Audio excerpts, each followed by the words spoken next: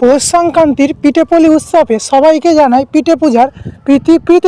প্রীতির শুভেচ্ছা এবং অভিনন্দন।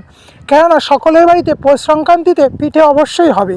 আমাকে 2-4টে কমেন্ট বক্সে দিয়ে যেও তো বন্ধুরা, তোমাদের পিঠে খেতে খুব ভালো লাগে। দেখো, আমার বাড়িতে কথা না বলতে বলতে পূজা শুরু হয়ে গেছে, আর ওই যে মালসাটা দেখলে ফুটে ফুটে ফুল করা, ওইটা আমাদের বাড়িতে পিঠে হবে বলে নিয়ে এসেছি।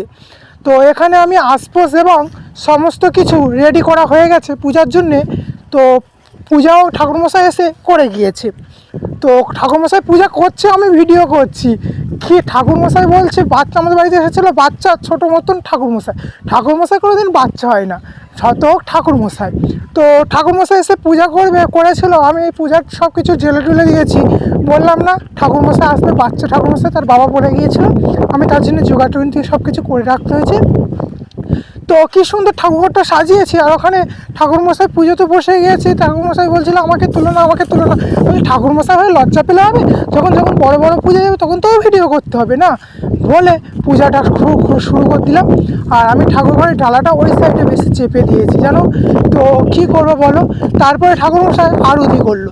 তো পঞ্চা আরতি করা হয়ে গেছে। আমি তখন শাঁখ বাজাচ্ছিলাম আর কাশি বাজাচ্ছিলাম বলে করতে পারলাম না, শাঁখ কাশি একসঙ্গে।